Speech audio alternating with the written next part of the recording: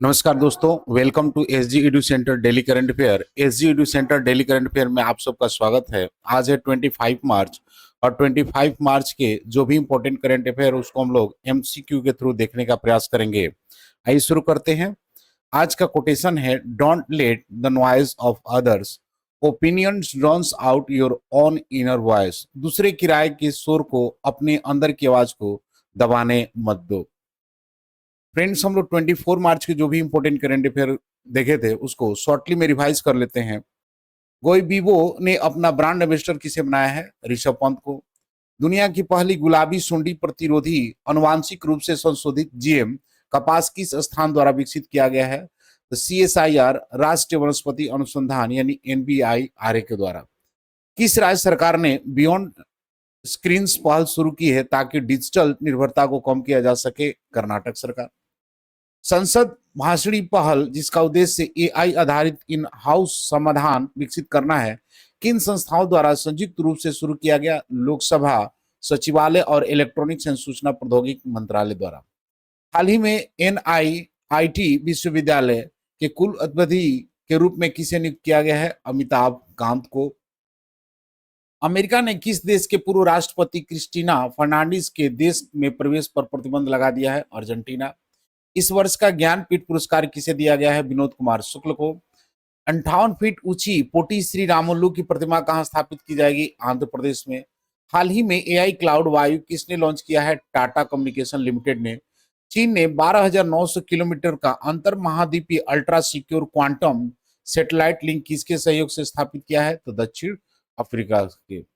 आज का पहला क्वेश्चन है कि हाल ही में केंद्रीय जल शक्ति मंत्री श्री सी.आर. पाटिल ने पूरे देश में कैच द रेन 2025 अभियान का शुभारंभ किया है। कहां से? तो recently union Jal Shakti minister Shri C R. Patil has launch the nationwide catch the rain 2025 campaign.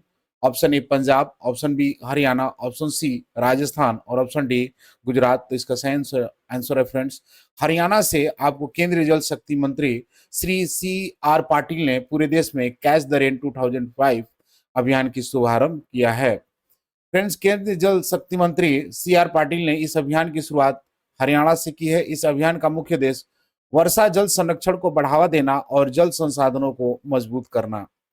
Next question है कि हाल ही में फीफा विश्व कप 2026 के लिए क्वालिफाई करने वाला पहला गैर मेजबान देश कौन बना है?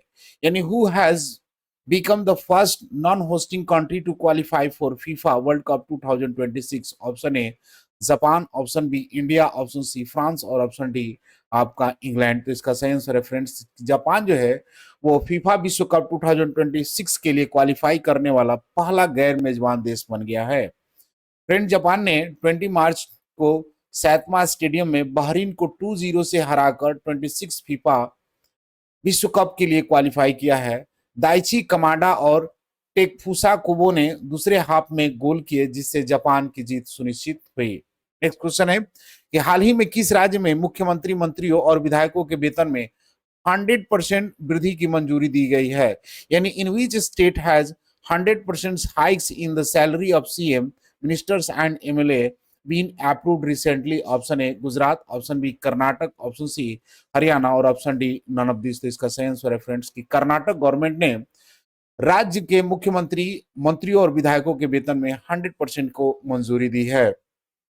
नेक्स्ट क्वेश्चन है कि हाल ही में 2025 चीनी ग्रांड प्रिक्स की पहली फार्मूला 1 स्प्रिंट रेस किसने जीता है? यानी who recently won the first sprint race of Formula 1 in the Chinese Grand prix 2025? Option A Max Western, option B Valtteri Bottas, option C Lewis Hamilton और option D none of this. तो इसका सही answer है दोस्तों कि Lewis Hamilton जो है वो चीनी grand prix 2025 formula 1 sprint race को जीता है।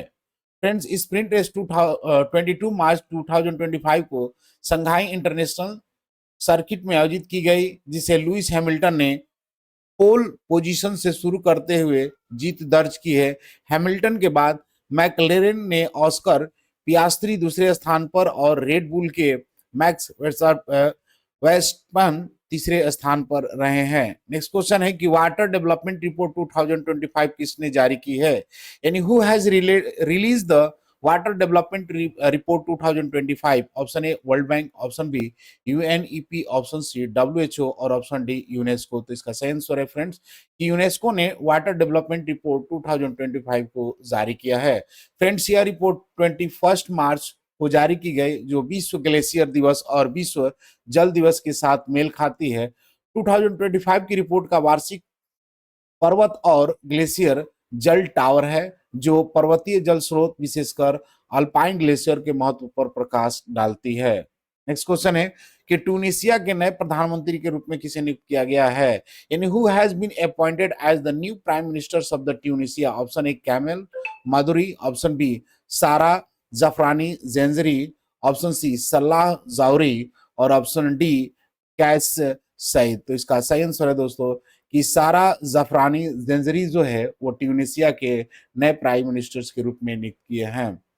ट्यूनिसिया के नए प्राइम मिनिस्टर सारा जफरानी जेजरी नियुक्त किए गए हैं। उन्होंने कामिल माडोरी का स्थान लिया है, जिन्हें राष्ट्रपति कैस सईद ने 20 मार्च 2025 को पद से हटा दिया था। जेंजरी ट्यूनिसिया की दूसरी महिला प्रधानमंत्री और पिछले 2 वर्षों में तीसरी प्रधानमंत्री बनी है। नेक्स्ट क्वेश्चन है कि महाराष्ट्र भूषण पुरस्कार 2025 से किसे सम्मानित किया जाएगा, यानी who will be conferred with the Maharashtra Bhushan award 2025। Option A Ram Sutar, option B S M Mune, option C Narendra Bargunda और ऑप्शन डी अक्षय देशमुख। तो इसका सही आंसर है दोस्तों कि राम सुतार को महाराष्ट्र भूषण पुरस्कार 2025 से सम्मानित किया गया है। फ्रेंड्स महाराष्ट्र भूषण पुरस्कार 2025 से राम सुतार को सम्मानित किया जाएगा। यह पुरस्कार उन्हें उनके उत्कृष्ट शिल्पकारिता के लिए दिया जा रहा है, विशेष रूप से स्टैचू ऑफ यूनिटी के निर्माण के लिए, जो विश्व की सबसे ऊंची प्रतिमा है। नेक्स्ट क्वेश्चन है कि न्यायमूर्ति हरीश टंडन को किस राज्य के उच्च न्यायालय के मुख्य न्यायाधीश के रूप में नियुक्त किया गया है, यानी justice Harish Tandon has been appointed as the chief justice of the high court of which state. Option A Odisha, option B Tamil Nadu, option C Kerala और ऑप्शन डी तेलंगाना। तो इसका सही आंसर है फ्रेंड्स कि उड़ीसा के जो है न्यायमूर्ति हरीश टंडन को नियुक्त किया गया है। फ्रेंड्स न्यायमूर्ति हरीश टंडन को उड़ीसा उच्च न्यायालय के मुख्य न्यायाधीश के रूप में नियुक्त किया गया है। यह नियुक्ति 21 मार्च को की गई और यह भारत के संविधान के अनुच्छेद 217(1) के तहत राष्ट्रपति की स्वीकृति से हुई है। नेक्स्ट क्वेश्चन है कि भारतीय बायोटेक स्टार्टअप्स को बढ़ावा देने के लिए भारत सरकार द्वारा कौन सी पहल शुरू की गई है, यानी which initiative has been launched by the government of the India to promote India biotech startups. Option A bio Bharosa, option B बायोथामा, ऑप्शन सी बायोसारथी और ऑप्शन डी बायोमित्रा। तो इसका सही आंसर है दोस्तों कि बायोसारथी जो है भारतीय बायोटेक स्टार्टअप्स को बढ़ावा देने के लिए भारत सरकार द्वारा नई पहल को शुरू की गई है। फ्रेंड्स भारत सरकार ने भारतीय बायोटेक स्टार्टअप्स को बढ़ावा देने के लिए बायोसारथी पहल शुरू की गई है। यह पहल जैव प्रौद्योगिकी उद्यमियों को समर्थन देने पर केंद्रित है और इससे मेंटरशिप्स और व्यक्तिगत सहायता प्रदान की जाती है।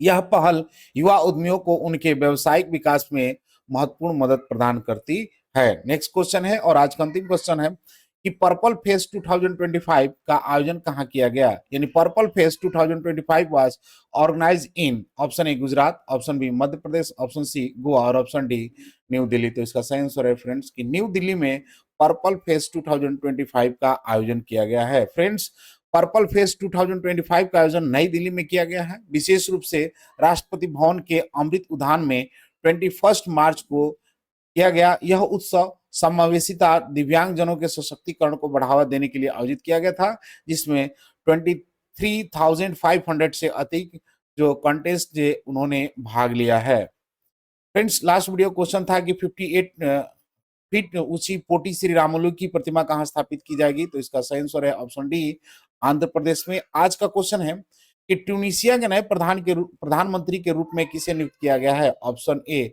Carmel Madouri, option B Sara Zaafrani Zenzri, option C सलाह जो आरी और option D Kais Saied. Friends इसका आंसर कमेंट बॉक्स में जरूर दें। मिलते हैं अगले वीडियो में, तब तक के लिए जय हिंद।